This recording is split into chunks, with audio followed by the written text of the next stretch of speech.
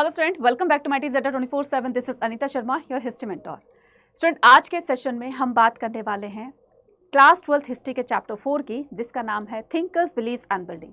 इस चैप्टर के अंदर किस तरीके से इंडियन सबकॉन्टिनेंट में कल्चर डेवलपमेंट होती है, जो कि हुई थी 600 BC से लेकर के 600 CE के बीच में। इसी कल्चर डेवलपमेंट को समझते हुए हम इस चैप्टर के अंदर बेसिकली समझने वाले हैं जैनिज्म, बौद्धिज्म और हिंदुइज्म को। इसके साथ साथ हम समझेंगे कि किस तरीके से फिलॉसफर्स के आने से सोसाइटी में रहने वाले लोगों की सोच चेंज हुई, उन्होंने किस तरीके से लोगों की सोच को चेंज किया, और जब लोग इनके बताए हुए मार्ग पर चलने लगे, इनकी टीचिंग्स को फॉलो करेंगे, धीरे धीरे इन पर विश्वास करने लगेंगे।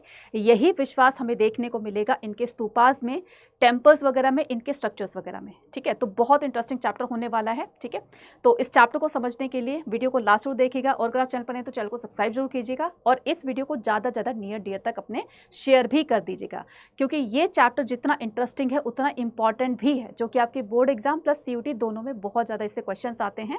तो इसको जोर से एंड तक जरूर देखना और अच्छी तरीके से सारी चीज़ों को समझ कर चलना है। ठीक है, तो हम क्या करेंगे, कल्चर डेवलपमेंट को समझने वाले हैं, जो कि इस टाइम पीरियड में हुआ था। ठीक है, तो अब आपके दिमाग में क्वेश्चन आ रहा होगा, मैडम ये जो टाइम पीरियड है, यही टाइम पीरियड में जो भी चीज़ें हुई थी वो हमने सेकंड चैप्टर में पढ़ी, थर्ड चैप्टर में, और यही टाइम पीरियड जो है फोर्थ चैप्टर में भी देखने को मिल रहा है। तो बेसिकली है क्या ये, तो थोड़ा सा हम रिकॉल करेंगे अपने प्रीवियस चैप्टर को, सो दैट कि आप चीज़ों को यहाँ कनेक्ट कर सकें। ठीक है, तो ये जो टाइम पीरियड है कौन सा आपका 600 BCE से लेकर के, ठीक है, 600 BC से लेकर के और 600 CE का जो टाइम पीरियड है। ठीक है, तो हमने देखा कि इसमें चैप्टर 2 के अंदर, चैप्टर 2 क्या था आपका, किंग्स, फार्मर्स एंड टाउन। तो इस चैप्टर के अंदर हमने क्या देखा कि नए नए महाजनपदास का इमर्जेंस हो गया था, स्टेट्स बन गए थे, है ना, महाजनपदास को स्टेट्स कहते हैं।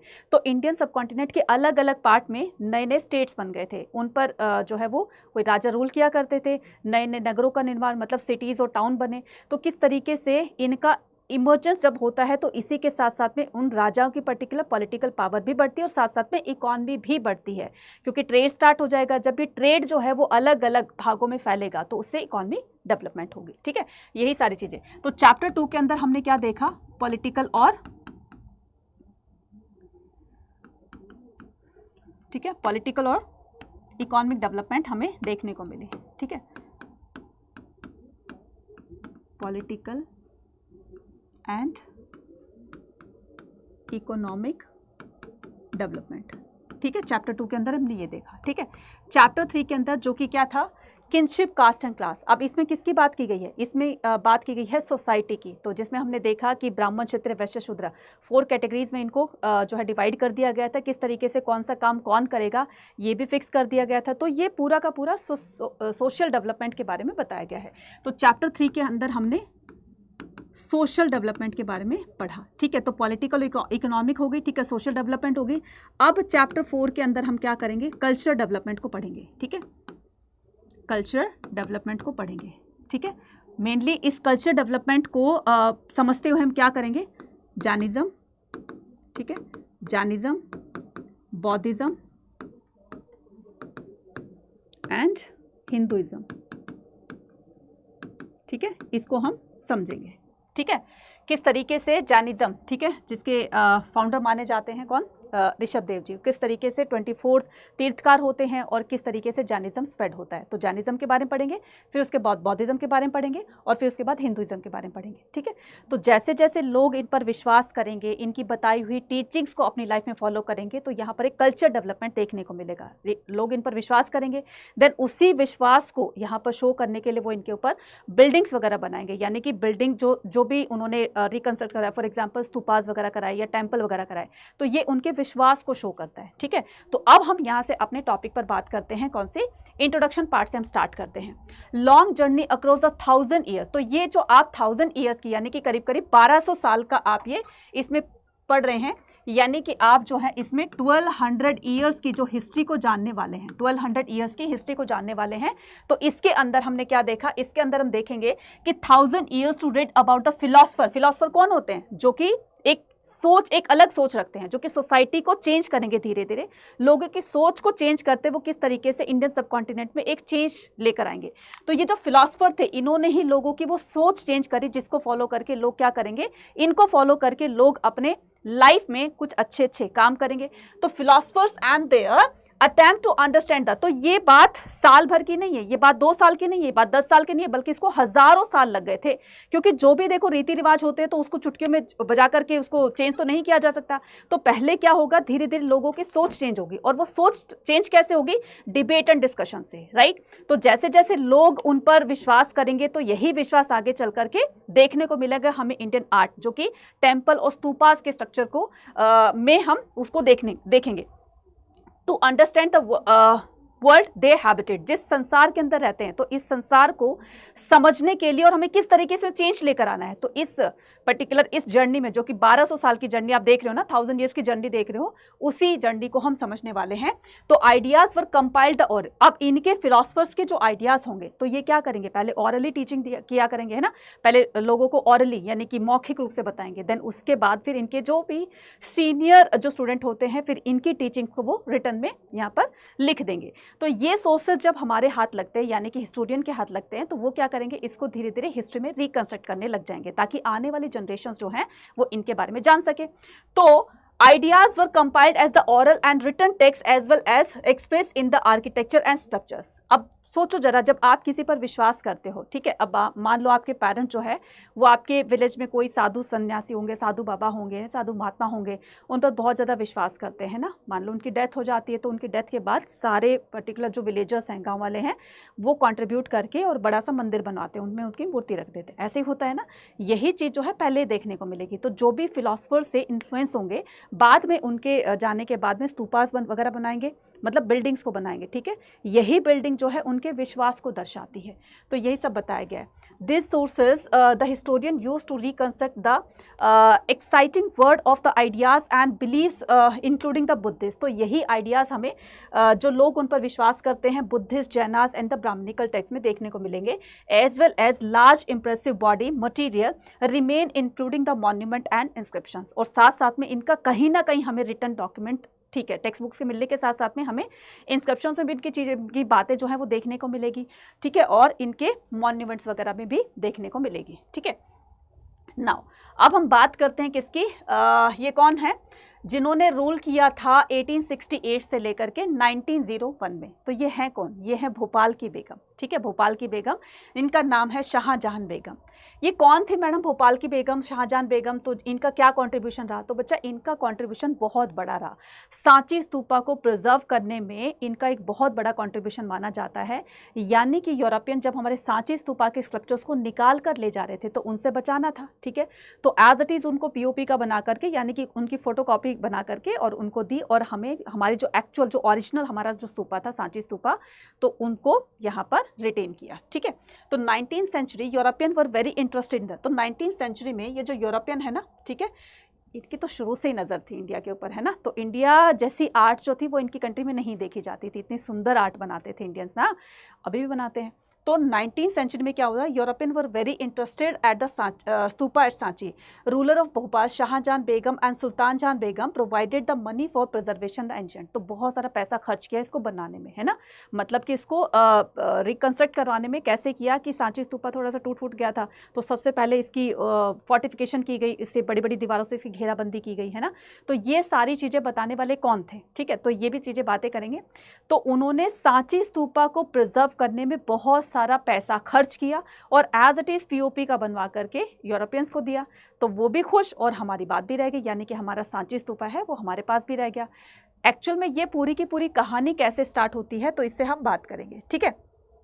तो उससे पहले हम बात करेंगे किसकी, हम बात करेंगे थिंकर्स की। तो thinkers believe and tradition mid first million BC. यहाँ से आपका 1 मार्क का क्वेश्चन आता है, यहाँ से आपका 1 मार्क का क्वेश्चन आता है कि कौन सी सेंचुरी में या कौन से टाइम पीरियड पर हमें वर्ल्ड के अंदर एक ऐसा चेंज देखने को मिला जो पहले कभी नहीं हुआ था, ठीक है। तो ये कैसा चेंज होगा, saw the emergence of the thinkers such as the Zarathustra. यहाँ से क्वेश्चन आते हैं आपके, match the following.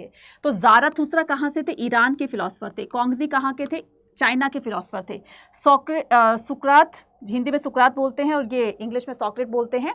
Plato and अरस्तु इन ग्रीस। तो ये तीनों फिलोसफर कहाँ से थे, ग्रीस से थे, राइट। उसके बाद and Mahavira and Gautam Buddha among many others in India. तो इनके अलावा बहुत सारे ऐसे फिलोसफर्स होते हैं इंडिया के अंदर या अदर कंट्रीज में जिन्होंने सोसाइटी को चेंज किया, ठीक है।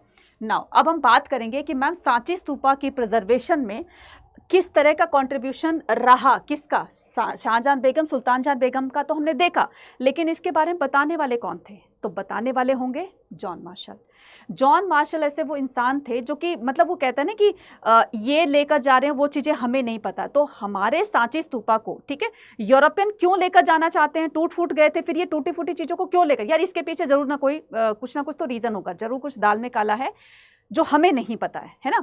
फिर इस पर क्या की जाएगी, रिसर्च की जाएगी। तो जॉन मार्शल के दिमाग में आती है यार कुछ तो बात है जिसकी वजह से ये स्कल्पचर्स को लेकर जा रहे हैं। फिर इस पर रिसर्च की जाएगी, पता चलेगा रिसर्च के दौरान कि ये तो बौद्धिज्म से जुड़ा हुआ है, ये सांची स्तूपा जो है वो गौतम बुद्ध के टाइम से जुड़ा हुआ है, और किस तरीके से ये हमारे देश की धरोहर है और हमें इसको बचाना है, ठीक है। तो इसको बचाने में जॉन मार्शल का भी बहुत बड़ा कॉन्ट्रीब्यूशन है। अगर तो ये रिपोर्ट बना करके नहीं देते, अगर तो ये इन्फॉर्मेशन कलेक्ट करके सुल्तान जहां बेगम को नहीं देते, तो शायद आज हम सांची स्तूपा को नहीं बचा पाते, ठीक है। तो the rulers of the Bhopal, Shahjahan Begum and successor Sultan Jahan Begum provided the money for preservation at this site. किस साइट की बात कर रहे हैं? सांची स्तूपा की बात कर रहे हैं। किसकी बात कर रहे हैं? सांची स्तूपा की, ठीक है, सांची स्तूपा की बात कर रहे हैं। No wonder that the John Marshall dedicated his important volume Sanchi to Sultan Jahan Begum. यहां से भी क्वेश्चन आता है, क्या क्वेश्चन आएगा कि जॉन मार्शल ने पूरी इंफॉर्मेशन कलेक्ट करके जो रिपोर्ट बनाई वो किसको सौंपी? सुल्तान जहां बेगम को, ठीक है। शी फंडेड, फिर उन्होंने क्या किया, उन्होंने उसके पास में ही एक म्यूजियम बनवा दिया, ठीक है। She funded the museum that was built there was as well as guest house where he lived wrote the volume.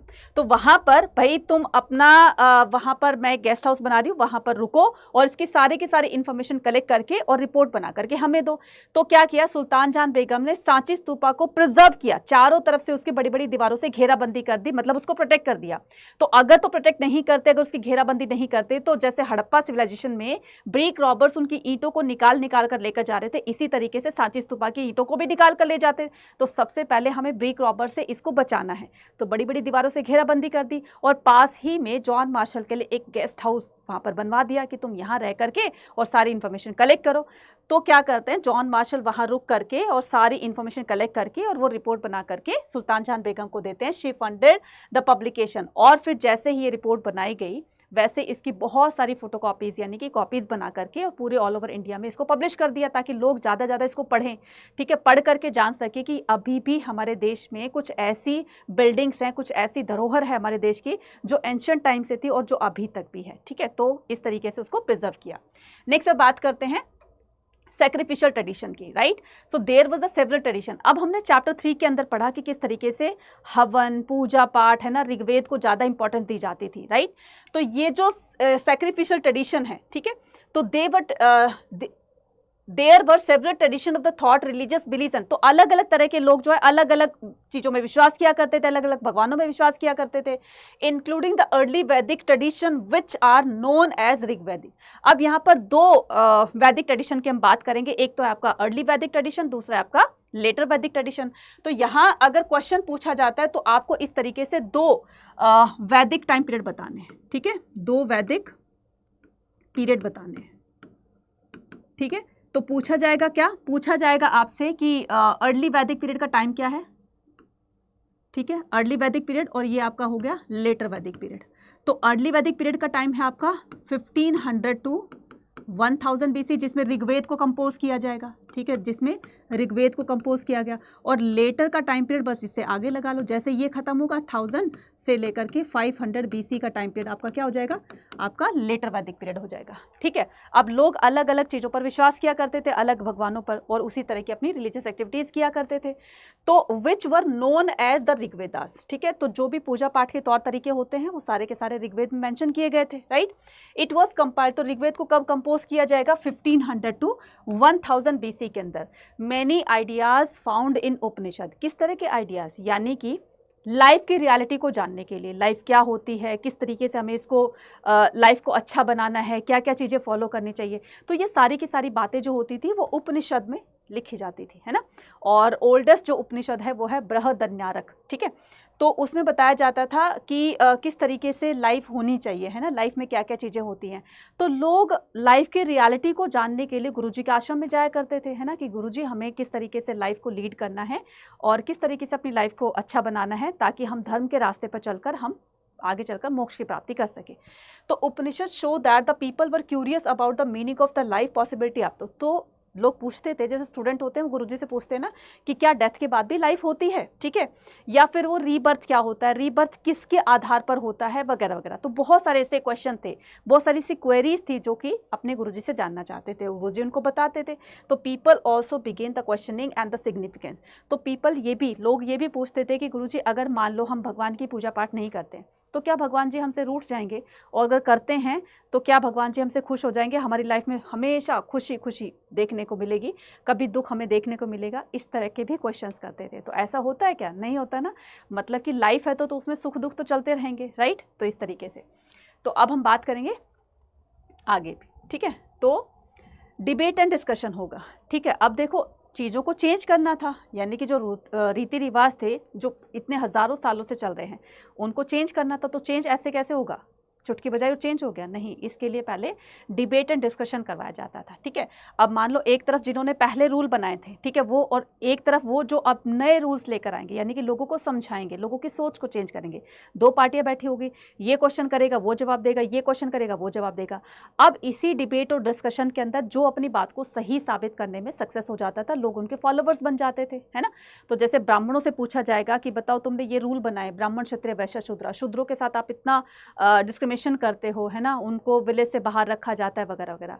तो क्या कहीं ये चीज़ें भगवान ने लिख कर दी है? ये कौन से वेदों में लिखा है? तो वेदों की अथॉरिटी पर ये क्वेश्चन करेंगे कौन? फिलोसफर्स, है ना। कहाँ लिखा है, कौन से वेद में लिखा हुआ है कि आपको ऐसा करना है कि ये लोग जो है बुरे होते हैं, ये लोग अच्छे होते हैं? कहीं लिखा हुआ है तो आप हमें बता दीजिए। जब वो अपनी बात नहीं साबित कर पाएंगे तो यही थिंकर्स जो है धीरे धीरे लोग इनसे इन्फ्लुएंस होकर इनके फॉलोवर्स बन जाएंगे। यही सारी चीज़ें बताई गई थी। टीचर्स वर, तो Buddhist text mention the 64 sect और स्कूल ऑफ द थॉट।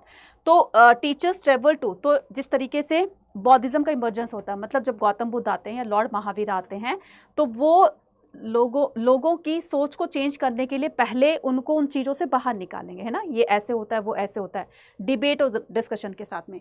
और ये जो डिबेट और डिस्कशन होती थी ये कुटाग्रशाला के अंदर होती थी। कुटाग्रशाला क्या होती थी? एक पॉइंटेड रूफ होती थी, मतलब इस तरीके से एक झोपड़ी हट होती थी, ठीक है। और इसके अंदर जो रेस्टर्स होते थे ना, वो रेस्ट किया करते थे, और जो डिबेटर्स होते थे, यानी कि जो दो पार्टी होती थी, तो वो यहाँ पर बैठ करके क्या करती थी? एक दूसरे से डिबेट और डिस्कशन किया करती थी, और बाकी के लोग इनको सुना करते थे, ठीक है। तो debates took place the kutagarashala, a hut with the pointed roof in a grove, इमली के पेड़ों के बीच में होती थी, where the travelling mendicant halted, right. तो ये जो बुद्धिस्ट जो ट्रैवलर्स होंगे, ये लोगों को बौद्धिज्म के बारे में बताने के लिए ये प्लेस टू प्लेस लोगों के मतलब प्लेस टू प्लेस लोगों के पास जाएंगे और लोगों को बताएंगे कि बौद्धिज्म ये है और इस तरीके से तुम्हें अपनी लाइफ को अच्छा बनाना है और तुम्हें ये रूल फॉलो करने हैं। तो teachers travel from place to place trying to convince one another as well as lay the person about the validity of the philosophy on their way understood the world. तुम्हें संसार को समझने के लिए सबसे पहले तुम्हें अपनी जो ये चीज़ें हैं तुम्हें इसको रिमूव करना होगा, जो भी नेगेटिविटी वगैरह है ना, इनको रिमूव करके और तुम एक सही रास्ते पर चल सकते हो, राइट। नेक्स्ट बात करते हैं, ठीक है। नेक्स्ट आता है हमारे पास क्या? नेक्स्ट आता है हमारे पास, अब हम बात करेंगे किसकी? जैनिज्म की, ठीक है। तो जैनिज्म सबसे पहले जो है वो जैनिज्म इंडिया के अंदर आता है, जो कि ऋषभ देव इनके फर्स्ट तीर्थकार कहलाते हैं, ऋषभ देव जी। तो ऋषभ देव जी फर्स्ट और महावीर स्वामी तक आते आते, यानी कि महावीर स्वामी 24 नंबर के तीर्थकार थे, ये तो आपको ही पता होगा, ठीक है। तो 24 नंबर के तीर्थकार कौन थे? महावीर स्वामी, ठीक है, लॉर्ड महावीरा, ठीक है। और राइट, फर्स्ट कौन थे? ऋषभ देव जी, ठीक है। तो लॉर्ड महावीरा के बर्थ से पहले जैनिज्म इंडिया के अंदर आ चुका था, और जैनिज्म की बेसिक जो फिलॉसफी है, यानी कि जो मेनली फोकस करते हैं किस चीज़ पर? अहिंसा पर, ठीक है। किस पर फोकस करते हैं? अहिंसा पर, राइट, फोकस्ड ऑन अहिंसा।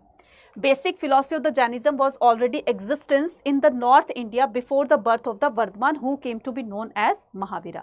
तो इनके बचपन का नाम क्या था? चाइल्डहुड नेम था इनका वर्धमान, ठीक है।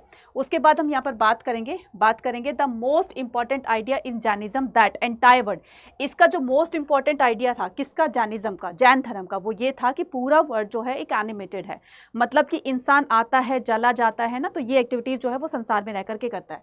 तो सभी के अंदर लाइफ होती है, ठीक है, स्टोन में भी लाइफ होती है, रॉक्स में भी लाइफ होती है, वाटर में भी लाइफ होती है, सबकी एक ना एक दिन लाइफ खत्म हो जाती है। तो जो भी चीज़ें इस संसार के अंदर बनी है वो एक ना एक दिन खत्म होगी, चाहे किसी रॉक को खत्म होने में लाखों करोड़ों साल लग जाए, लेकिन वो भी खत्म होगा, ठीक है। उसके बाद में यहाँ पर बात करते हैं नॉन इंजुरी टू। तो मैंने कहा ना कि अहिंसा पर फोकस करते थे और अहिंसा के कंसेप्ट को ही अपनी लाइफ में अप्लाई करते हुए ये बोला करते थे, ये कहते थे कि हमें किसी भी लिविंग थिंग्स को हार्म नहीं करना है, स्पेशली ह्यूमन बीइंग को। जो भी इंसेक्ट होते हैं, क्रिएचर होते हैं, है ना, तो उनको हमें स्पेशली हार्म नहीं करना है, चाहे वो ह्यूमन बीइंग्स हो, एनिमल्स हो, प्लांट हो या इंसेक्ट हो। Is it important according to the Jainism philosophy. तो ये जैनिज्म की जैनाज फिलॉसफी ये कहते हैं कि हमें किसी को हार्म नहीं करना है। नेक्स्ट बात करते हैं किसकी, नेक्स्ट बात करते हैं कि जैनिज्म किस तरीके से इंडिया में फैलता है। न सिर्फ इंडिया में बल्कि इंडिया से बाहर भी कई जगहों पर जैनिज्म धीरे धीरे स्प्रेड होने लगता है। तो पहले हम बात करेंगे किसकी, इंडिया की। जैनिज्म बौद्धिज्म से थोड़ा सा कम स्प्रेड हुआ, लेकिन बौद्धिज्म बहुत ज़्यादा होता है। तो यहाँ इनकी जो जैनिज्म की जो एक प्रिंसिपल था, प्रिंसिपल किसको कहते हैं, स्कूल वाले प्रिंसिपल की बात नहीं कर रही हूँ मैं, सिद्धांत की बात कर रही हूँ, राइट, रूल की बात कर रही हूँ। तो जैनिज्म में जैसे कि अभी मैंने बताया कि अहिंसा को ज़्यादा फॉलो किया जाता था। Emphasise with the Jainism has left mark on the Indian thinking as whole. तो गांधी जी ने भी सत्य और अहिंसा का मार्ग अपनाया था ना, तो स्टार्टिंग मतलब एंशिएंट टाइम से लेकर के आज तक इंडिया जो है वो अहिंसा के साथ रहा था, है और हमेशा रहेगा, ठीक है। तो वो आज तक भी हमें देखने को मिलता है। अकॉर्डिंग टू द जैनिस्टिक, तो जैनाज जो टीचर्स होते हैं उनके अकॉर्डिंग ये जो साइकिल होता है बर्थ का, है ना, ये जो जन्म मरण का चक्कर होता है, ये सिर्फ और सिर्फ हमारे कर्मों के ऊपर डिपेंड करता है। कोई अच्छे कर्म करेगा तो उसको अच्छा जन्म मिलेगा, कोई बुरे कर्म करेगा उसको वैसा फल मिलेगा, है ना, जैसा कर्म करेगा वैसा फल देगा भगवान, ये है गीता का ज्ञान। According to the Jainas teaching the cycle birth and rebirth shaped on the through the karma. तो कर्म पर फोकस करते थे, है ना, और कर्म पर ही बौद्धिज्म भी आगे चल करके फोकस करेगा, right. So asceticism and penance are required to free oneself from the cycle of that. तो यहाँ पर जो लोग कठोर तपस्या करते हैं अपनी लाइफ को अच्छा बनाने के लिए, वही लोग आगे चल करके मोक्ष की प्राप्ति करते हैं, ठीक है। और मोक्ष की प्राप्ति के लिए इंसान को जब तक वो गृहस्थ जीवन में फंसा रहेगा उसको मोक्ष की प्राप्ति नहीं हो सकती, क्योंकि वो भक्ति उस टाइप की कर ही नहीं सकता है। तो भक्ति करने के लिए उसको मोनेस्ट्रीज वगैरह में ज्वाइन करना पड़ेगा, तब जाकर उसको वहां पर वो जैसा इन्वायरमेंट मिलेगा भक्ति का, तब जाकर वो भक्ति करेगा और मोक्ष की प्राप्ति करेगा, ये उनका कहना था। जैना मॉन्क्स एंड नन, तो जो भी जैन धर्म को फॉलो करते थे, चाहे वो मॉन्क्स है चाहे वो नन है, तो 5 व्रतों का पालन किया करते थे। फर्स्ट होता था ऑब्स्टेन फ्रॉम किलिंग, हमें चोरी नहीं करनी चाहिए, हमें जो है वो मतलब हमें किसी को मारना, हार्म नहीं करना चाहिए, किसी को मारना नहीं चाहिए, किसी की चोरी नहीं करनी चाहिए, लाइक झूठ नहीं बोलना चाहिए। 2 ऑब्जर्व द सेलिबेसी, ब्रह्मचर्य का पालन करना चाहिए। Abstain from the possessing property, किसी की प्रॉपर्टी पर बुरी नज़र नहीं डालनी चाहिए कि उसके पास ये है तो भगवान करे उसका ये ख़त्म हो जाए, कुछ ऐसा मतलब ऐसा नहीं होना चाहिए। तो ये सभी लोग जो भी जैनिज्म को फॉलो करते थे ये 5 व्रतों का पालन किया करते थे, राइट। अब हम बात करेंगे स्प्रेड ऑफ द जैनिज्म की। Jainism spread to many parts of India like the Buddhist. तो जैनिज्म बहुत सारे इंडिया के बहुत सारे पार्ट में स्प्रेड हो जाता है बौद्धिज्म की तरह, ठीक है। सो द बुद्धिस्ट जैना scholar produce the literature variety of that. तो जैसे बुद्धिस्ट बुक होती थी ऐसे ही जैनियों की भी टेक्स्ट बुक्स होती थी, ये अलग अलग लैंग्वेज में होती थी, क्योंकि जिस तरह की भाषा उस टाइम में लोग बोला करते थे, लोगों की उसी भाषा में टेक्स्ट बुक्स लिखी जाती थी ताकि लोग उनको अच्छे से पढ़ करके समझ सके। तो ये जो बुक्स होती थी ये उनकी प्राकृत, संस्कृत और तमिल में लिखी होती थी। Some of the earliest stone sculptures associated, तो जो भी जिस तरह के मतलब जो भी जिस तीर्थकार को मानते थे, 1 से लेकर के 24 तीर्थकार हुए, है ना, तो लोगों ने क्या किया, जो भी इनके फॉलोवर्स थे इनकी मूर्तियां बना करके मंदिरों में स्थापित कर दी और वहां पर उनको क्या करने लगे, वर्शिप करने लगे। तो यही सारी चीजें जो हैं वो आगे हमें देखने को मिलेगी किस तरीके से इंडिया के अलग अलग पार्ट में, है ना, अलग अलग थिंकर्स से इन्फ्लुएंस होकर के लोगों ने उन पर टेम्पल वगैरह बनाए, उनकी मूर्तियां रखी और इस तरीके से धीरे धीरे जैनिज्म स्प्रेड हो जाता है, ठीक है। Now Buddha and the quest for enlightenment, तो गौतम बुद्ध पर अब हम बौद्धिज्म पर बात करेंगे। तो बौद्धिज्म के फाउंडर कौन है, गौतम बुद्ध हैं, ठीक है। अब गौतम बुद्ध के बचपन का नाम क्या था, सिद्धार्थ था। तो गौतम बुद्ध हार्डली 7-8 डेज के या 14 डेज के थे जब इनकी मदर की डेथ हो जाती है। इनकी मदर का नाम क्या था? महामाया, ठीक है, और इनके फादर का नाम क्या था? शुद्धोधन। तो जब इनकी मदर की डेथ हो जाती है तो इनकी मासी है ना, माँ जैसी, राइट, इनकी फॉस्टर मदर थी जिसका नाम था महाप्रजापति गौतमी। उन्होंने इनको पाल पोस के बड़ा किया, राइट। तो सिद्धार्थ इनके बचपन का नाम था और ये शाक्य क्लान से बिलोंग करते थे, इसीलिए इनको शाक्य मुनि भी कहा जाता है, ठीक है। किसको कहा जाता है? गौतम बुद्ध को, ठीक है। इनके फादर जो थे शाक्य क्लान के हेड थे, काइंड ऑफ राजा, ठीक है। अभी राजा के हिसाब से राजकुमार हुए, ठीक है। तो सारी की सारी चीज़ें, मतलब सारी लग्जूरियस लाइफ जो होगी ये धीरे धीरे अपनी बचपन से ही उस तरह के वातावरण में रहेंगे। तो in search of the truth he explore the several path. अब ये मैडम ये क्या आ गया बच्चा? ये देखो, मैंने कहा ना कि इनको बचपन से ही लग्जूरियस लाइफ स्पेंड करने का वो जो एनवायरनमेंट है वो इनको मिल जाएगा, क्योंकि राजा थे, राजकुमार थे ये, है ना। तो फिर क्या करते हैं कि जब ये छोटे थे तो इनके फादर ने अपने मतलब कोर्ट के अंदर में कुछ साधु संतों को बुलाया और बेटे का भविष्य जानने के लिए कहा, पूछा उनसे कि मेरे बेटे का भविष्य बता दो। तो साधु सन्यासी जो भी थे उन्होंने कहा कि आपका बेटा या तो बहुत बड़ा चक्रवर्ती सम्राट बनेगा या बहुत बड़ा सन्यासी बनेगा। तो चक्रवर्ती सम्राट सुन करके उनकी तो आंखों में चमक आ गई कि मेरा बेटा मेरे से बड़ा राजा बनेगा, है ना। टीचर्स और जो पेरेंट्स होते हैं बच्चा, यही दो रिश्ते ऐसे होते हैं जो अपने से आगे अपने बच्चों को, अपने स्टूडेंट्स को देखना चाहते हैं, है ना। तो उन्होंने कहा कि मैं अपने बेटे को साधु नहीं बनने दूंगा, बस यही सोच करके, और उन्होंने सारे के सारे अरेंजमेंट जो हैं वो घर के अंदर, पैलेस के अंदर ही करवा दिए ताकि ये बाहर की दुनिया ना देखे। और जल्दी इनकी छोटी उम्र में ही इनकी शादी करवा दी, है ना। फिर इनको बेटा भी हो जाता है एक राहुल, राइट। लेकिन इनका मन जो है वो गृहस्थी में लग ही नहीं रहा था, है ना। तो ये शादी से पहले की बात कर रही हूँ, है ना। तो इस तरीके से बाहर की दुनिया को देखने के लिए मना किया गया था, क्योंकि बाहर की दुनिया देखेंगे तो उनको दुख होगा। तो एक दिन इनके फादर जो थे वो चले जाते हैं कहीं, किसी ऑफिशियल काम से चले जाते हैं। तो ये अपने चैरिटर से बोलते हैं, रथकार से बोलते हैं कि अंकल मुझे बाहर की दुनिया देखनी है, लेकर चलो। लेकिन अंकल मना करते हैं, कहते हैं नहीं नहीं जल्दी आ जाएंगे अंकल, पापा के आने से पहले। ठीक है, बच्चा है, चलो जिद कर ली, जाते हैं। तो वो लाइफ के 4 बिटर ट्रूथ देखते हैं, ठीक है। एक देखते हैं डेड बॉडी को, एक देखते हैं जो डिजीज़ थी उनको, है ना, कोई बीमारी थी, है ना, वो देखते हैं, उस आदमी को देखते हैं। एक थर्ड जो है वो बूढ़े आदमी को देखते हैं, ओल्ड मैन को, जो कि लकड़ी के सहारे चल रहे थे। और फोर्थ को देखते हैं एक सन्यासी को। तो यही सब चीज़ें जो है वो जानने के लिए कि ऐसा क्यों होता है, शरीर बूढ़ा क्यों होता है, शरीर में रोग क्यों लगते हैं, और जो हम मरते क्यों हैं, और ये जो सन्यासी है इसको क्यों नहीं टेंशन है, यही सारी चीज़ें जो है जानने के लिए वो क्या करते हैं, अंकल से पूछते हैं। लेकिन अंकल को तो कोई जवाब पता ही नहीं था। तो ये क्या करते हैं, इसी सच को जानने के लिए वो अपने घर को छोड़ देते हैं, ठीक है। मतलब कि मैं इस सच को जानकर रहूँगा। और पहले काफ़ी साधु महात्माओं से पूछते हैं, लेकिन इनको अनसेटिस्फैक्ट्री आंसर मिलता है। तो ये खुद ही उस सच की तलाश में निकल जाते हैं। और जब ये घर से निकले थे तो घर को छोड़ने की घटना क्या कहलाती है, वो कहलाती है महाभिनिष्क्रमण, ठीक है। डिपार्चर ऑफ हाउस, ठीक है, डिपार्चर ऑफ द हाउस। तो घर से निकलने की घटना को क्या कहा जाता है, महाभिनिष्क्रमण। क्या कहा जाता है, महाभिनिष्क्रमण, ठीक है। और इसको सिंबलाइज किया गया हॉर्स से। ये हमारी एनसीईआरटी में भी दिखाया हुआ है हॉर्स के साथ में, ठीक है। तो historian have also try to reconstruct the detail of his life from the हेजियोबायोग्राफी।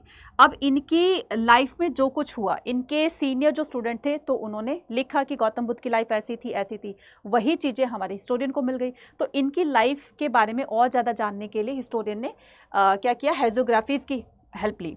He meditated for the several. तो सच को जानने के लिए उन्होंने काफ़ी दिनों तक जो है वो मेडिटेशन किया, और आखिरकार बोध गया बिहार के अंदर, ठीक है, बोध गया बिहार के अंदर इनको एनलाइटमेंट अटेन हो जाती है, यानी कि इनको ज्ञान की प्राप्ति हो जाती है। और जब इनको ज्ञान की प्राप्ति हो गई तब से बुद्ध के रूप में जाने लगा। और बुद्ध का लिटरल मीनिंग होता है लाइट ऑफ द वर्ल्ड, पूरे संसार का प्रकाश, ठीक है। ये सारी चीज़ें हो रही थी।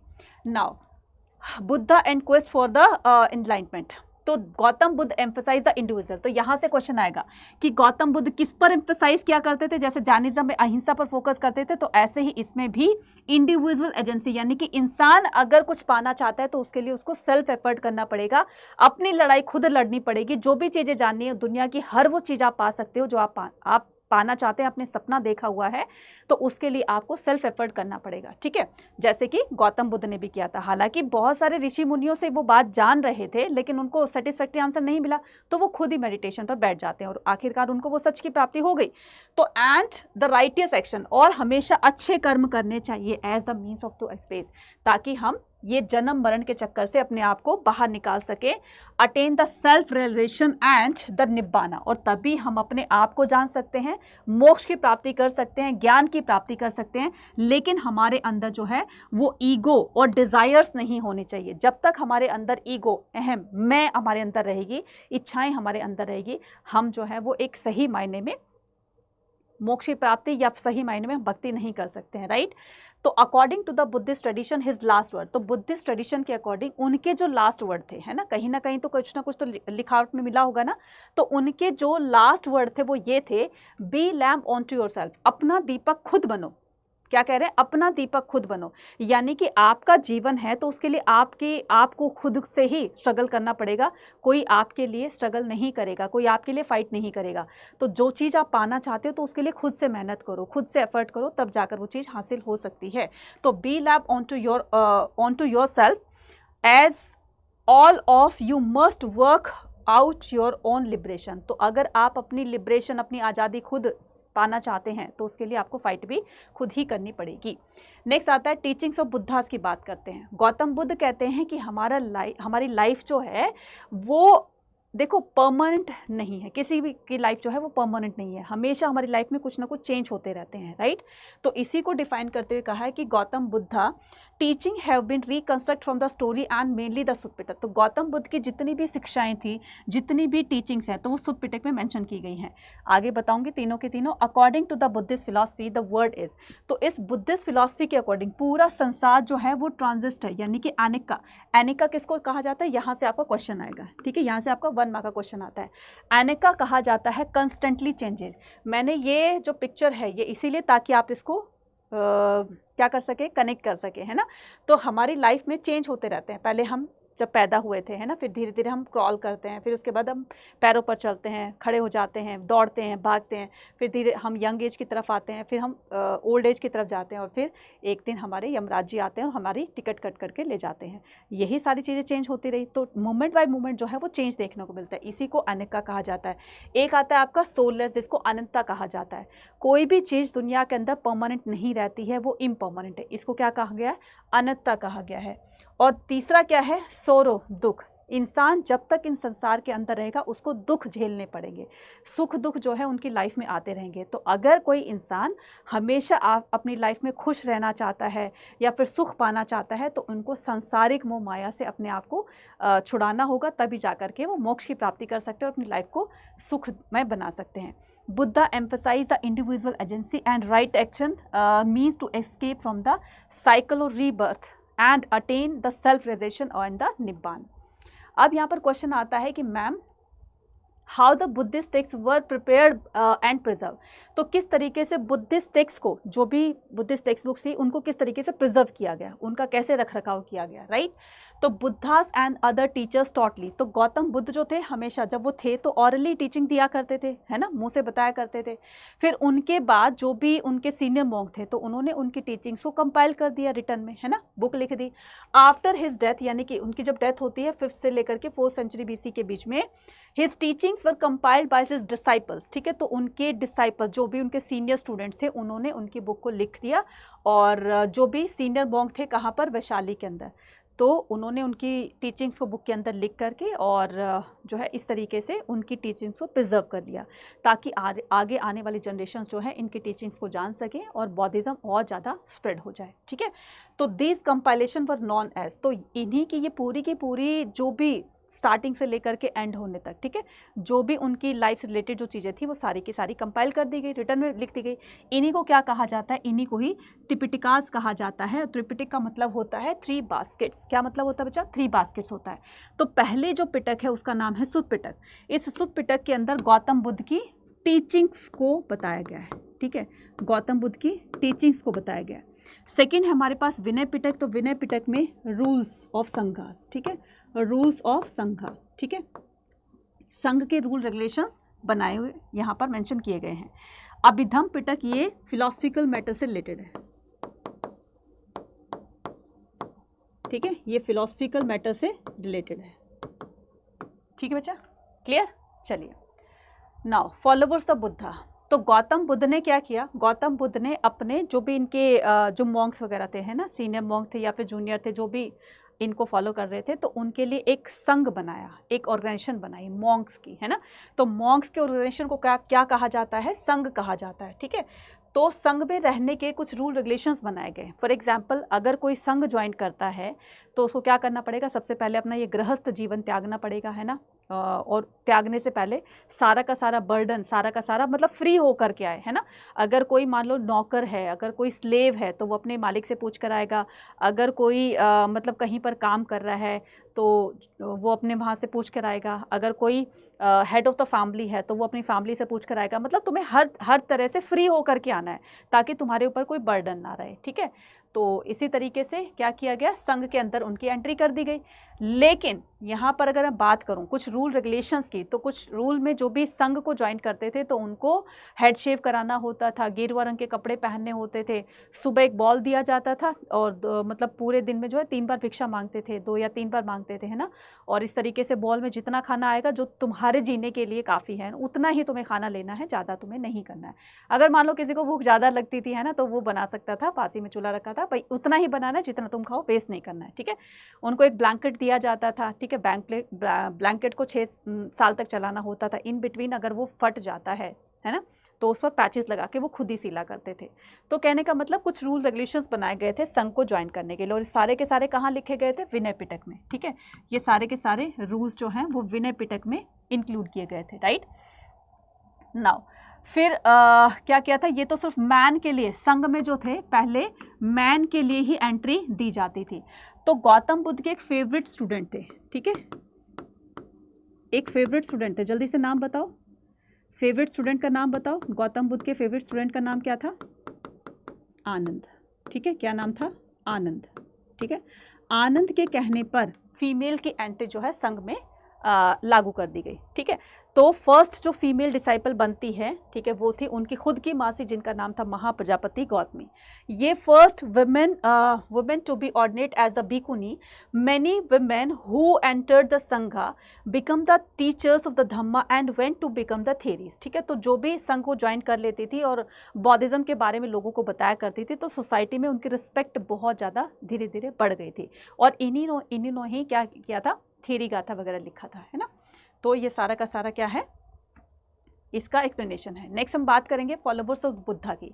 तो गौतम बुद्ध के रहते भी और उनकी डेथ के बाद भी बौद्धिज्म बहुत तेजी से आगे बढ़ता है। रीज़न क्या था, रीज़न ये था कि लोग जो उस टाइम में रीति रिवाज फैले हुए थे उनको फॉलो करके बहुत ज़्यादा परेशान हो गए थे, उनसे कोई उनके लाइफ में कुछ अच्छा नहीं हो रहा था। तो लोग एक ऐसे रास्ते की तलाश में थे, एक ऐसे टीचर्स की तलाश में थे जो उनको सही रास्ता दिखा सके, है ना। कुछ ऐसे सिंपल्स रूल को फॉलो करते वो अपनी लाइफ को अच्छा बना सकते थे। यही सब रीज़न थे जिसकी वजह से बौद्धिज्म की तरफ लोग ज़्यादा अट्रैक्ट होते हैं, उनको फॉलो करते हैं। तो Gautam Buddha's after death it appeal to many people who were dissatisfied, जो कि सेटिस्फाइड नहीं थे उन रीति रिवाजों से, with existing religious practice and confuse by the rapid social changes taking place around them.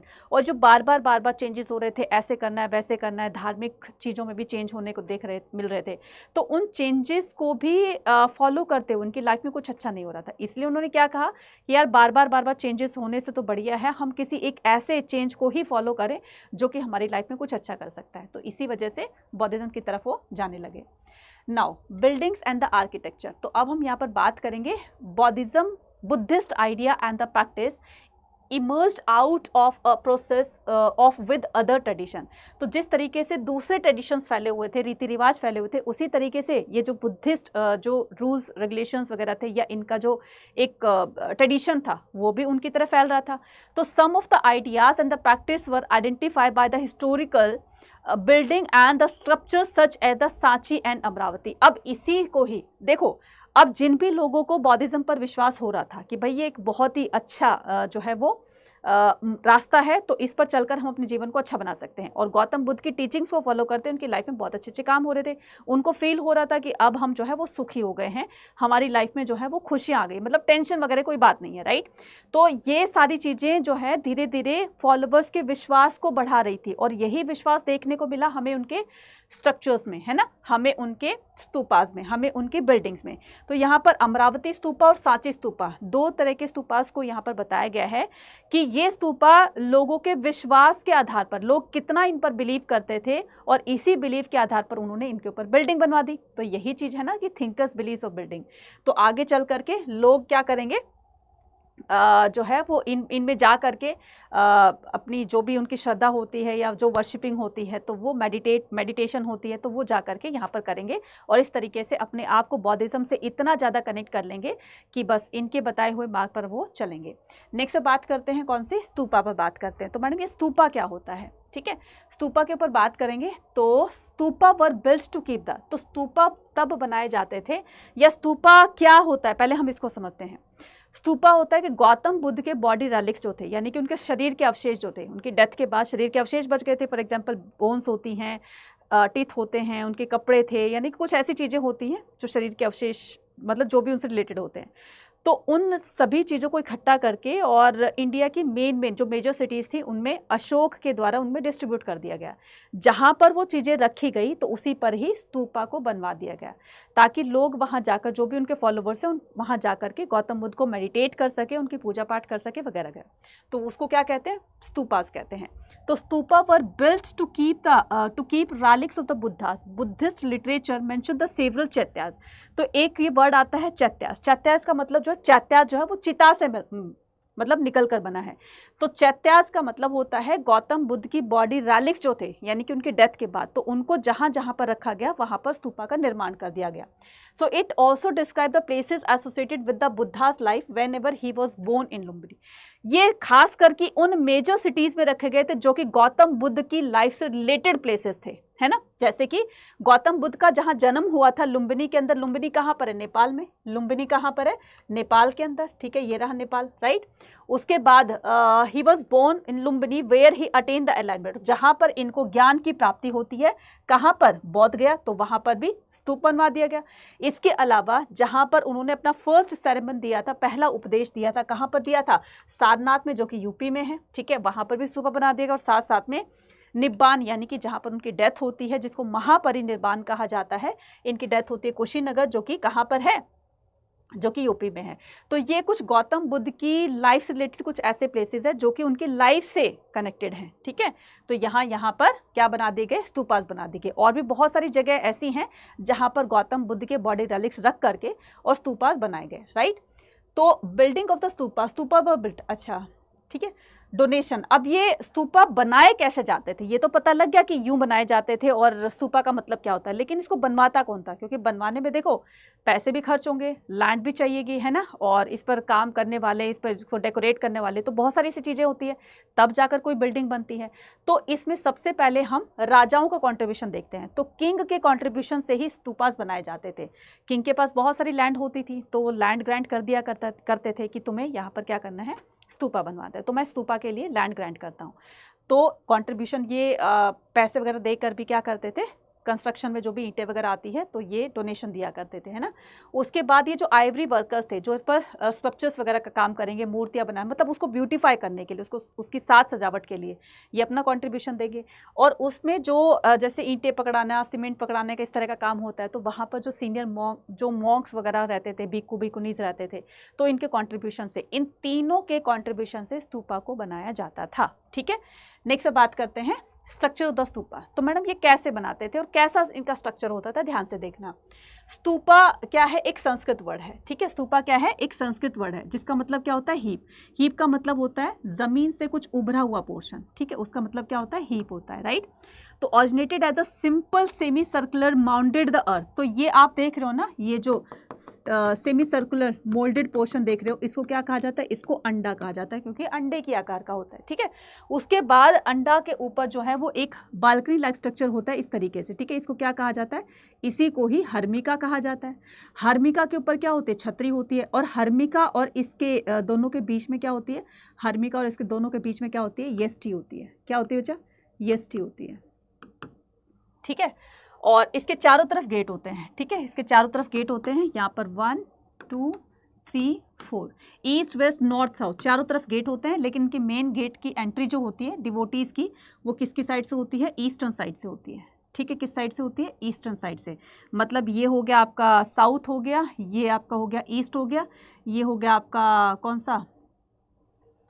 ये नॉर्थ हो गया। उसके बाद में नीचे आ जाएंगे तो साउथ हो जाएगा, ये ईस्ट हो जाएगा और ये वेस्ट हो जाएगा। तो मेन एंट्री जो होती थी वो ईस्टर्न साइड से होती थी, ठीक है। वो क्या होती थी?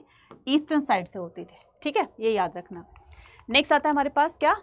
अमरावती स्तूपा के बारे में बात करते हैं। क्वेश्चन ये आता है कि हम अमरावती स्तूपा को क्यों बचा नहीं पाए और जबकि हम सांची स्तूपा को बचा पाए, ठीक है। तो पहले आप मुझे लिखकर बताओ कमेंट सेक्शन में कि अमरावती स्तूपा की डिस्कवरी कब हुई थी। फटाफट से बताओ, ठीक है। अब देखो, अमरावती स्तूपा के बारे में यहाँ पर डिफाइन करते हुए बताएंगे कि 1854 के अंदर एक वो थे कमिश्नर थे जिनका नाम था वॉल्टर एलिट। ये कहाँ के कमिश्नर थे? गुंटूर के कमिश्नर थे। मतलब आंध्र प्रदेश के अंदर गुंटूर है एक, है ना। तो गुंटूर डिस्ट्रिक्ट में, गुंटूर क्या था बच्चे? ये गुंटूर वही है जहाँ से हमारा कोहिनूर का हीरा निकला था कोयले की खान से, है ना। तो 1854 के अंदर Walter elite commissioner of the Guntur Andhra Pradesh visited the. तो इन्होंने अमरावती को विजिट किया। कहाँ पर है अमरावती? आंध्र प्रदेश में।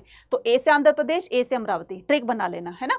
तो called the several sculptures panel and took them away to the. तो उनको वहां पर कुछ इसके ना टूटे फूटे से पीसेस मिले। किनके? अमरावती स्तूपा के। तो गेट टूट गया था, तो टूटे हुए कुछ पीसेस जो है वो इनको धरती में पड़े हुए मिले।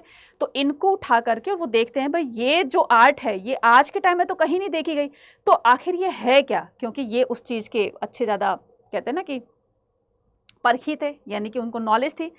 तो ये उस टूटे हुए पीसेस को क्या करते हैं? मद्रास लेकर जाते हैं, वहाँ पर उस पर रिसर्च करते हैं। तो पता चला कि ये किसी टाइम में अमरावती स्तूपा हुआ करता था और ये बौद्धिज्म से रिलेटेड है, ठीक है। और ये बहुत ही ज़्यादा सुंदर बना हुआ था, बहुत बड़ा था ये।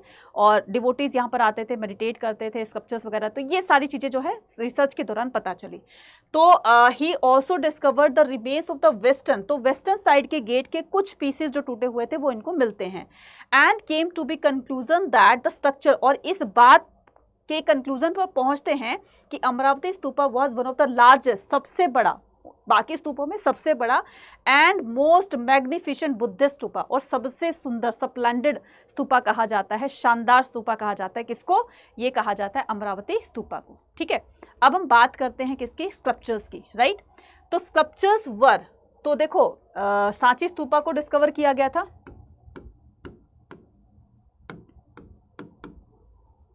ठीक है। सांची स्तूपा को डिस्कवर कब किया गया था? 1818 में। अब मैंने आपसे जो क्वेश्चन पूछा था अमरावती का, जल्दी से बताओ। अमरावती, ठीक है। अमरावती स्तूपा कब डिस्कवर किया था? जल्दी से बताओ।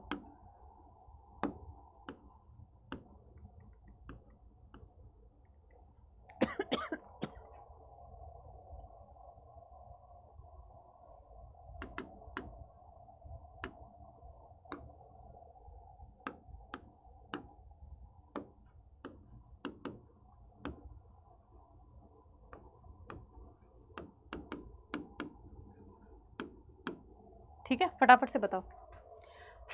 Sculptures were removed from the. तो सांची स्तूपा का स्कल्पचर्स देख रहे हो क्या होते हैं? स्कल्पचर्स मतलब गेट के ऊपर जो चारों तरफ गेट बने हुए थे ना, तो उनके ऊपर ऐसी आर्ट की गई थी। मतलब ये एंट्रेंस गेट होता था, राइट। ऐसी आर्ट की गई थी, यानी ये पत्थरों के ऊपर ही कुछ चित्र बनाए गए थे जो कि बाकी कंट्री में नहीं देखे जा सकते थे, है ना, क्योंकि ऐसी आर्ट कोई और देखी ही नहीं गई। तो ये क्या करते थे, ये जो यूरोपियन थे, तो इसकी ब्यूटी से अट्रैक्ट होकर इनके स्कल्पचर्स को निकाल कर ये अपने म्यूजियम में, अपनी कंट्री में ले जाना चाहते थे, ताकि हम वहाँ अपनी कंट्री के म्यूजियम में इसको रखें, अपने देश के म्यूजियम में रखें और बहुत सारे लोग लोग वहाँ पर उनको देखने के लिए, अब देखने के लिए आएंगे तो जाहिर सी बात है कि वहाँ पर घूमने फिरने भी आएंगे, कि टिकट वगैरह खरीदेंगे, और हो सकता है कोई बिलियनियर आ जाए, है ना, जो इनको स्कल्पचर्स को करोड़ों में खरीदे, तो उनकी तो बल्ले बल्ले हो गई। तो यही सारी चीज़ें सोच करके यूरोपियन क्या करते हैं, इनके स्कल्पचर्स को धीरे धीरे निकाल कर ले जाते हैं। अब इसी में क्या किया गया था, इसी में एक बात आती है किसकी, एच.एच. कोल की। ठीक है, कौन थे ये एच.एच. कोल? एच.एच. कोल जो थे एक क्यूरेटर थे। ठीक है, क्यूरेटर का मतलब होता है कि मतलब चीज़ों को बताना, है ना, कि भाई ये चीज़ ये है, इसको ऐसे करना है, वैसे करना है। ठीक है, तो एच.एच. कोल ने कहा कि ये जो स्कल्पचर्स हैं जिनको तुम निकाल करके लेकर जा रहे हो अपनी कंट्री में, यार ऐसा नहीं करना चाहिए, है ना। तो उन्होंने कहा क्यों नहीं करना चाहिए, बाकी के हमारे ऑफिसर्स भी तो इसको निकाल कर ले गए ना, तो अगर हम कर रहे हैं तो इसमें कौन सी बड़ी बात है, राइट। तो ज़्यादा अपनी फिलॉसफी यहाँ पर झाड़ने की जरूरत नहीं है, तो हम क्या करेंगे, हम भी लेकर जाएंगे, तुम्हें नहीं लेकर जाना मत लेकर जाइए, राइट। तो एच.एच. कोल का ये कहना था, ठीक है, इनका ये कहना था, एक तरीके से उनको एक टोंटिंग वे में कहा गया, किसको, भोपाल की बेगम को, कि किसी देश की धरोहर, ठीक है, को इस तरीके से किसी विदेशियों के हाथ में लूट कर लेकर जाना मेरे लिए तो एक सुसाइडल के बराबर है। यानी कि अगर मैं वहां पर होता उस बेगम की जगह या उस गवर्नमेंट की जगह, तो मेरे लिए एक बहुत ही शर्मनाक बात होती, या फिर खुदकुशी करने वाली बात होती कि मेरी कंट्री के सबसे पुरानी धरोहर को कोई विदेशी लेकर के लूट करके ले जा रहे हैं, तो मैं तो ऐसा नहीं होने देता। तो इस तरीके से एक टॉन्टिंग वे में भोपाल की बेगम के लिए कहा गया था, राइट। तो बजाय इसके लूटने देने की बजाय उनको इसको प्रिजर्व करना चाहिए, ठीक है। तब इस पर जाकर के धीरे धीरे बताया गया, लेकिन इनकी बातों पर किसी ने ध्यान नहीं दिया। फिर जॉन मार्शल आते हैं, सारी चीज़ों को जो है रेक्टिफाई करते हैं, तब जाकर पता चलता है कि तो हमारे देश की धरोहर है। तो इनका कॉन्ट्रीब्यूशन वाकई में था, ठीक है, नो डाउट, राइट। नेक्स्ट आता है हमारे पास स्टोरीज इन द स्टोन। अब सांची स्तूपा के अंदर, ठीक है, जरूरी नहीं कि सांची स्तूपा हो या कोई अदर स्तूपा हो तो सारी की सारी चीजें जो है वो बौद्धिज्म से रिलेटेड होंगी, चित्र भी होंगे, वो सारे के सारे आर्ट भी होगी तो वो बौद्धिज्म से रिलेटेड होगी। कुछ ऐसे भी उसमें वो होते थे, कुछ ऐसे भी सीन होते थे जो कि बौद्धिज्म के बारे में ना बताकर किसी और चीज के बारे में बता रहे हैं। जैसे इसमें इस तरह का एक सीन दिखाया गया है, तो ये सीन है वसंत तारा जातक का। इसमें बताया गया कि एक राजा होता है, वो अपना सारा का सारा राजपाट जो है वो ब्राह्मणों को देकर के हमेशा हमेशा के लिए अपनी वाइफ और अपने बच्चों के साथ में जंगल की तरफ निकल जाते हैं, और वहां पर हमेशा हमेशा के लिए बौद्धिज्म को अपना करके और इन सभी चीजों से छुटकारा पाना चाहते हैं, है ना। तो इनको क्या दिखाने की कोशिश की गई है कि मतलब जब तक हम इस संसार के इस मोह माया में बंधे रहेंगे तो हम मोक्ष की प्राप्ति नहीं कर सकते, या भक्ति नहीं कर सकते, या फिर अपने जीवन में खुशियां नहीं पा सकते। तो टेंशन लगी रहेगी, दुख और सुख आते रहेंगे। तो ये सारी चीज़ों से छुटकारा पाने के लिए उन्होंने इस तरह के स्टेप को उठाया था। तो ये वसंत तारा जातक में कहा गया है। नेक्स्ट आता है हमारे पास सिंबल्स ऑफ वर्शिप। अब पहले क्या किया जाता था, गौतम बुद्ध को एक सिंबल के रूप में वर्शिप किया जाता था, मतलब उनको ह्यूमन बींग में, यानी कि एक मनुष्य के रूप में या एक भगवान के रूप में उनको वर्शिप नहीं किया करते थे, सिंबल्स के रूप में वर्शिप किया करते थे, राइट। जैसे कि many early sculpture shows the Buddha through the symbol and not in human form, ठीक है। अब यहाँ पर जो क्वेश्चन आएगा बच्चा, यहाँ ये देखना है अर्ली, ठीक है, अर्ली स्कल्पचर्स। तो अर्ली स्कल्पचर्स में ह्यूमन बीइंग की फॉर्म में ना दिखा करके सिंबल की फॉर्म में उनको दिखाया गया है। जैसे कि एक एम्प्टी सीट है, तो एम्प्टी सीट जो है वो ये इस बात को दर्शाती है कि गौतम बुद्ध जो है, जैसे मान लो यहाँ पर ये एम्प्टी सीट है, गौतम बुद्ध को यहाँ पर लेटे हुए दिखाया गया। अब वो जो सिंबल है, एम्प्टी सीट जो है, अब वो खाली हो गई, ठीक है। तो उनके चारों तरफ डिवोटीज जो हैं बैठ करके मेडिटेशन करते हैं, फील करते हैं कि गौतम बुद्ध उनके पास में उनको ब्लेसिंग्स दे रहे हैं। तो एम्प्टी सीट जो है वो उनके मेडिटेशन को शो करती है, राइट। उसके अलावा another frequently use the symbol, right. And the stupa, और जो स्तूपा हैं, जहां पर स्तूपा बनवाए गए हैं, ये भी तो एक सिंबल ही है ना। तो स्तूपा किसको दर्शाता है, महापरिनिर्वाण को, उनकी डेथ को दर्शाता है, right. Another frequently use the symbol was the wheel which stood, और एक और सिंबल है जो कि व्हील के रूप में दिखाया गया है। व्हील का मतलब होता है चक्र, यानी कि पहिया। तो ये फर्स्ट सेरेमन जब उन्होंने दिया था, ज्ञान प्राप्ति के बाद पहला उपदेश दिया था, तो ये व्हील से उसको सिंबलाइज किया गया है, ठीक है। तो मैं यहाँ पर लिख भी देती हूँ, ठीक है, ताकि सारी चीजें आपको यहाँ पर एक ही जगह पर मिल जाएं, ठीक है।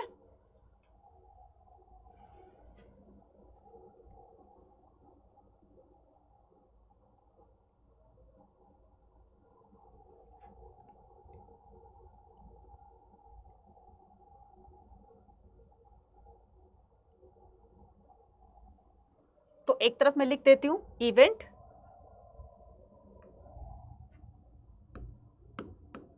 और एक तरफ लिख देती हूं मैं सिंबल, किस इवेंट को किस से सिंबलाइज किया गया है, ठीक है, तो फर्स्ट हम बात करते हैं किसकी, बर्थ की। तो जब गौतम बुद्ध का बर्थ हुआ था तो उसको किससे सिंबलाइज किया गया है, लोटस से। किससे, लोटस से। सेकेंड की अगर मैं बात करूं, डिपार्चर फ्रॉम द हाउस, ठीक है, डिपार्चर फ्रॉम द हाउस, यानी कि घर से निकलने की घटना को किससे दर्शाया गया है, हॉर्स से। ठीक है, उसके बाद थर्ड की अगर मैं बात करूं, ठीक है, तो उनको ज्ञान की, जब ये घर से निकलेंगे तो किसके लिए निकलेंगे, ज्ञान प्राप्ति के लिए, यानी कि अटेन्ड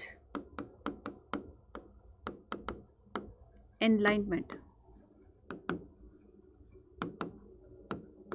ठीक है, उसको किससे किया गया है, बोधि ट्री से। ठीक है, बोधि ट्री से।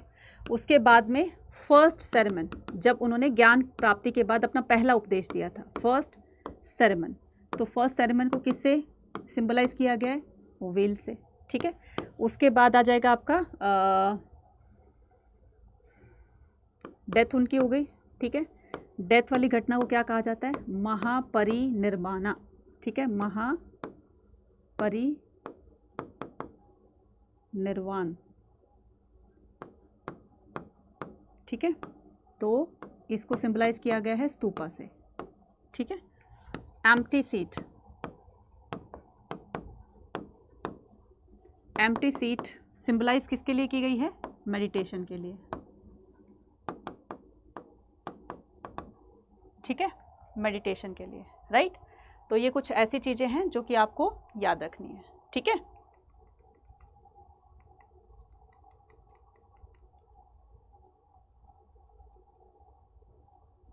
चलिए, popular tradition, right. Some sculptures at the Sanchi. अब यहाँ पर मैंने कहा ना कि कुछ चीज़ें ऐसे भी हैं, स्कल्पचर्स ऐसे भी हैं जो कि बौद्धिज्म पर रिलेट नहीं करते, वो किसी और चीज़ के बारे में बताते हैं। उनमें से एक है आपका शलभंजी का मोटिव है, और फिर है आपका गजलक्ष्मी है। कुछ ऐसी चीज़ें, कुछ ऐसे आर्ट वहाँ पर दिखाई गई हैं जो किसी और चीज़ को ही शो करती हैं। तो some sculptures at the Sanchi were not directly inspired by the Buddhist idea, these include the beautiful women. इसमें एक ऐसी ब्यूटीफुल वुमेन को झूला झूलते हुए दिखाया गया है जिसके एक, अगर सूखे पेड़ से उसके पैर टच होते हैं तो वो हरा भरा हो जाता है, मतलब ग्रीन हो जाता है, फ्लावर्स ब्लूम करने लगते हैं। तो ये किसका प्रतीक माना गया है, ऑस्पिशियस सिंबल माना गया, शुभ संकेत माना गया है, राइट। इसी के अलावा यहाँ पर गजा लक्ष्मी की बात करते हैं। ठीक है, यहाँ पर गजा लक्ष्मी की बात करते हैं। तो गजा लक्ष्मी जो है उसमें क्या बताया गया है कि एक वुमेन को, ठीक है, बीच में बैठे हुए दिखाया गया है, और यहाँ पर पोंड है, दोनों तरफ क्या है, दोनों तरफ एलिफेंट है, और ये उन पर पानी की बरसात कर रहे हैं। ठीक है, ऐसा लगता है उसको देख करके कि मान लो ये उसका राज्याभिषेक कर रहे हो। तो ये सारे के सारे किस चीज़ को दर्शाते हैं, ये दर्शाते हैं ऑस्पिशियस सिंबल को। जैसे दीपावली आती है तो दीपावली हम क्या करते हैं, अपने जो मेन एंट्रेंस गेट होता है हमारा, तो लक्ष्मी जी के छोटे छोटे पैर वहाँ पर, चरण जो है वहाँ पर हम लगा देते हैं ना, फूल पत्तियों से जो है अपने घर को डेकोरेट करते हैं वगैरह वगैरह। तो ये हमारा मानना है कि लक्ष्मी जी आएंगी, हमारे घर को देखकर खुश होंगी और हमेशा हमेशा के लिए हमारे साथ रहेंगे, है ना, पैसे की कमी नहीं होगी। तो ये कुछ ऐसे ट्रेडिशन हैं, कुछ ऐसे विचार हैं हमारे जो कि ऑस्पिशियस सिंबल की तरफ क्या करते हैं, संकेत करते हैं, राइट। चलिए, नेक्स्ट हम बात करते हैं न्यू रिलीजियस ट्रेडिशन, डेवलपमेंट। अच्छा, इसमें 2 एलिफेंट जो बताए गए हैं, ठीक है, इसमें दो एलिफेंट मैंने बताए हैं। ये दोनों एलिफेंट किसका प्रतीक माने जाते हैं, तो इसमें से 2 एलिफेंट, एक आता है आपका स्ट्रेंथ का, ठीक है, स्ट्रेंथ एंड विजडम। ठीक है, strength and wisdom.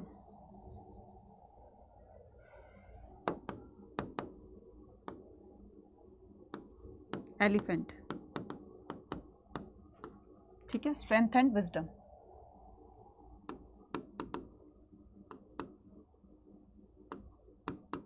Strength and wisdom,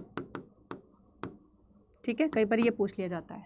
ठीक है, चलिए नेक्स्ट बात करते हैं हम न्यू रिलीजियस ट्रेडिशन। ठीक है, तो अब बौद्धिज्म भी ना क्या हो जाएगा, 2 ब्रांच में डिवाइड हो जाएगा। ठीक है, तो एक होगी पुरानी ब्रांच, एक होगी नई branch.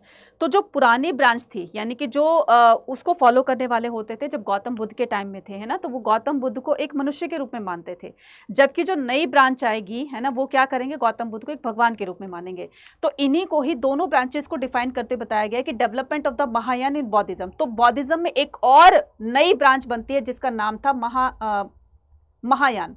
Early Buddhist teaching had given the great importance to self. तो जो पहले की गौतम बुद्ध की टीचिंग थी ये किस पर एम्फेसाइज करती थी? तो ये इंपॉर्टेंस दी जाती थी इसमें सेल्फ एफर्ट को इन अचीविंग द निब्बान, यानी कि इंसान अपने एफर्ट से निब्बान की प्राप्ति कर सकता है। अगर वो अपनी मेहनत से अपनी कोशिश करेगा तो वो चीज़ वो पा सकता है। तो पहले क्या किया जाता था? पहले जो है वो सेल्फ एफर्ट्स पर ज़्यादा जोर दिया जाता था। तो beside the Buddha was regarded as the human being who attain the, तो यहाँ पर बताया जाता था कि ह्यूमन बीइंग ही तो थे, एक मनुष्य ही तो थे गौतम बुद्ध, जिन्होंने अपनी मेहनत करके या अपने से एफर्ट करके निब्बान की प्राप्ति करी, राइट। तो ये सारा का सारा कंसेप्ट हमारा ओल्ड ट्रेडिशन का। Now the worship of the image of the Buddha and Bodhisattva. तो बोधिसत्व क्या कहता है? बोधिसत्व जो होता है वो बुद्ध के रूप होते हैं। जैसे विष्णु जी के रूप जो है लॉर्ड शिवा है, लॉर्ड कृष्णा है, लॉर्ड कौन है? रामा है। तो इसी तरीके से बुद्ध के रूपों को क्या कहा गया? बोधिसत्व कहा गया है। तो ये जो नई ब्रांच बनेगी ये गौतम बुद्ध को और बोधिसत्व को एक भगवान के रूप में क्या करेगी? उनको वर्शिप करेगी। Became an important part of this tradition. This new way thinking was called the Mahayana. ठीक है, इसी को क्या कहा जाएगा? महायान कहा जाएगा। और महायान का मतलब होता है ग्रेट व्हीकल। महा का मतलब होता है ब्रॉड, यानी कि विशाल, राइट। तो ग्रेट व्हीकल, और इसको क्या कहा जाएगा? इसको लेसर व्हीकल कहा जाएगा। किसको? हीनयान को। तो जो पुरानी ब्रांच है वो क्या है? आपकी हीनयान है। ठीक है, हीनयान ओल्ड है और ये जो आपकी महायाना है ये आपकी न्यू ब्रांच है। तो इसमें भी आप कंफ्यूजन मत होना, ठीक है। तो ये सारा का सारा आपने बताना है, राइट। अब हम बात करते हैं the growth of the Hinduism की। तो जब हमने देखा कि जैनिज्म इमर्ज हो गया था, ठीक है, जैनिज्म इंडिया के अंदर आ गया था, जैन धर्म आ गया था, फिर बौद्धिज्म के बारे में हमने पढ़ा। अब यहाँ पर धीरे धीरे हम हिंदुइज्म के बारे में पढ़ेंगे, क्योंकि ब्राह्मणिकल टेक्स्ट क्या कहता है कि वैदिक पुराणों में वैदिक उसमें क्या कहा गया था कि वैदिक में उसमें ऋग्वेद में 3 देवताओं का वर्णन मिलता है। कौन सा? अग्नि, सोम, इंद्र। ठीक है, इसी के साथ साथ में लोग जो हैं वो सेकेंड चैप्टर में पढ़ा था कि किस तरीके से भगवान कृष्ण ने गीता का उपदेश देते हुए उसी दौरान अपना एक विराट रूप दिखाया था, यानी कि लॉर्ड विष्णु का रूप दिखाया था। तो लोग उसी के दौरान, है ना, जब उनको पता चला कि लॉर्ड कृष्णा जो है वो लॉर्ड विष्णु की फॉर्म है, तो उन्हीं को ही वर्शिप करने में लग गए और ये बहुत बड़े लेवल पर वर्शिप किए जाने लगे। अब यहाँ 2 सेक्ट बन जाएंगे हिंदुइज्म में भी, एक होगा शैविज्म और एक होगा वैष्णोइज्म। तो लोग अब शैविज्म की तरफ जाएंगे जो कि विष्णु को वर्शिप करेंगे, जो उसकी तरफ जाएंगे, मतलब जो वैष्णवी की तरफ जाएंगे तो वैष्णविज्म में लॉर्ड विष्णु को वर्शिप करेंगे, और जो शैविज्म में जाएंगे वो लॉर्ड शिवा को वर्शिप करेंगे। तो Hinduism include the Vaishnavism and Shaivism. Vaishnavism was the form in which the Vishnu was worship the principal deity. Shaivism was tradition with which the Shivas was regarded as chief god. तो इसमें लॉर्ड शिवा चीफ गॉड होंगे, इसमें लॉर्ड विष्णु चीफ गॉड होंगे। In such worship the bond between the, तो इस तरीके से लोग जिनको फॉलो कर रहे हैं, ठीक है, जैसे भगवान है, लॉर्ड विष्णु है, लॉर्ड शिवा है, तो लोग जब इनको फॉलो करेंगे तो इन दोनों का एक कनेक्शन बन जाएगा।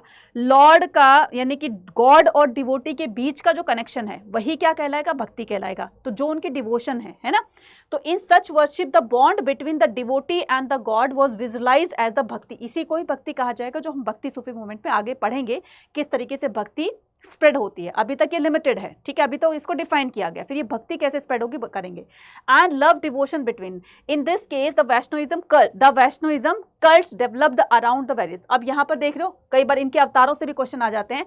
तो भगवान विष्णु ने इतने तरह के अवतार लिए, ठीक है, जैसे यहाँ पर देख रहे हो कि ये वराह अवतार है ना, एक नरसिंह अवतार है, ये वाला हो गया, लॉर्ड रामा है, लॉर्ड कृष्णा है, ऐसे बहुत तरह के अवतार उन्होंने लिए, और इन्हीं अवतारों को लोग इन्हीं को ही भगवान मानकर इनको भी वर्शिप करने लगे। ठीक है, तो कहने का मतलब अब धीरे धीरे भक्ति जो है वो लोगों की समझ में आएगी, भक्ति की तरफ लोग बढ़ेंगे, और यही डेवलपमेंट का एक कारण बनती है। तो कल्चर डेवलपमेंट के अंदर हमने जैनिज्म, बौद्धिज्म और हमने हिंदुइज्म के बारे में इस तरीके से पढ़ा। ठीक है, नाउ अब हम क्या करते हैं, न्यू रिलीजियस ट्रेडिशन की बात करते हैं। तो जैसे बौद्धिज्म में क्या बनाए गए, बौद्धिज्म में जैसे स्तूपास बनाए गए, इसी तरीके से जैनिज्म में मोनेस्ट्रीज बनाई जाएंगे, है ना, टेम्पल्स बनाए जाएंगे। ऐसे ही हिंदुइज्म में टेम्पल को कंस्ट्रक्ट किया जाएगा, तो लोग टेम्पल में जाकर के भगवानों को वर्शिप करेंगे, ठीक है, लॉर्ड विष्णु को, लॉर्ड शिवा को, राइट।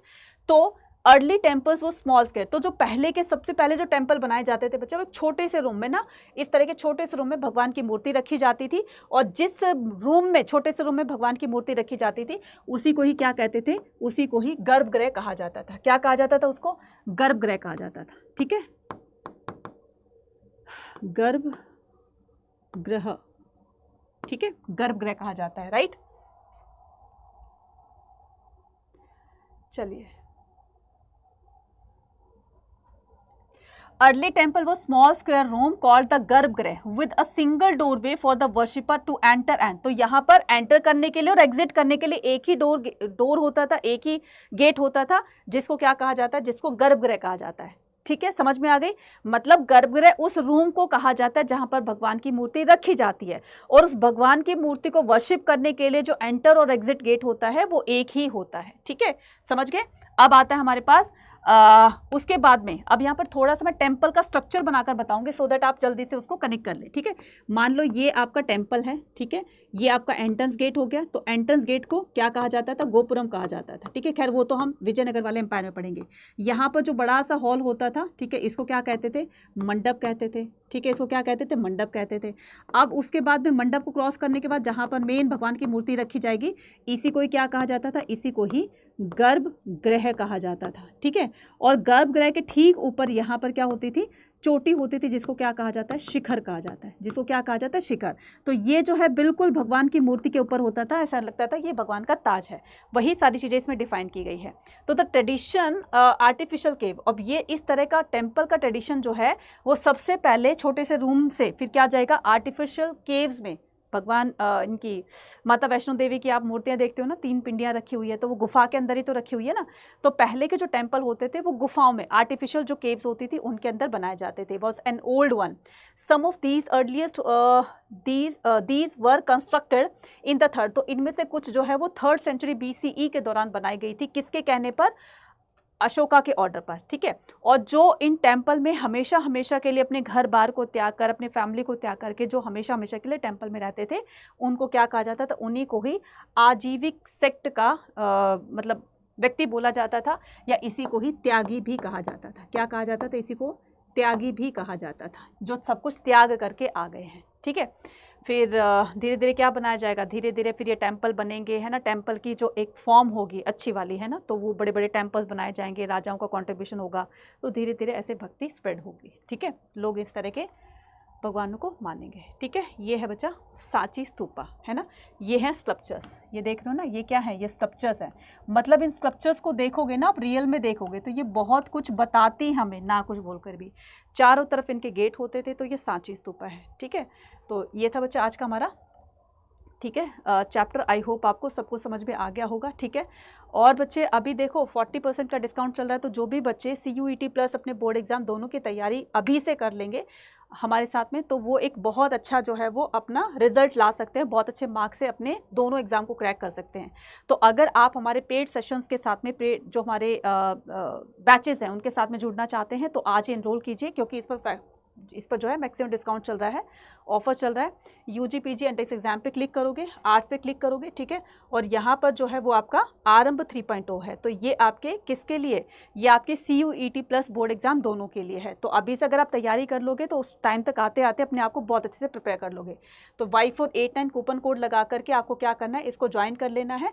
रेगुलर क्लास होती हैं, ठीक है। अब ये 6985 का ये आपका पड़ गया है। दैट मीन्स कि आपको 40% का फ्लैट डिस्काउंट मिल गया है। तो जल्दी जाकर आज ही एनरोल करें, क्योंकि यहाँ पर टाइम टू टाइम जो है, हर एक टाइम पर, एक पर्टिकुलर टाइम पर हिस्ट्री क्लास हो रही है, पॉलिटिकल की हो रही है, ज्योग्राफी की हो रही है, इंग्लिश की हो रही है, हिंदी की हो रही है, क्वांट रीजनिंग, तो ये सारी क्लासेस अपने अपने टाइम पर हुआ करेंगी, है ना। तो ये सारी चीज़ों को अभी से जब आप स्टार्ट कर दोगे तो आपको आपके फाइनल एग्जाम तक आते आते इतना अच्छे से प्रिपेयर कर दिया जाएगा कि आप किसी भी क्वेश्चन का जवाब जो है बहुत अच्छे तरीके से और क्विकली दे पाओगे। तो इस तरह की प्रिपरेशन करने के लिए आज ही ज्वाइन करें हमारे किसको, आरंभ 3.0 बैच को, ठीक है। और अपना CUET का रिजल्ट आपको पता ही है कि जितना अच्छा लेकर आओगे उसी से आपकी यूनिवर्सिटी के अंदर जो भी आपने टारगेट की हुई उसके अंदर आपका एडमिशन होगा। तो जो बच्चा जितने अच्छे मार्क्स लेकर आएगा तभी तो वो पॉसिबल हो पाएगा ना। तो कल करे सो आज कर, आज करे सो पढ़ना तो आपको तभी भी पड़ेगा और पढ़ना आपको आज भी पड़ेगा। तो बेटर है कि आज से अभी से तैयारी कर लो, ठीक है। मिलते हैं अपने नेक्स्ट वीडियो में। Till then take care, bye bye to all. और सभी बच्चे बताएंगे आज की वीडियो कैसी लगी, ठीक है। Thank you so much.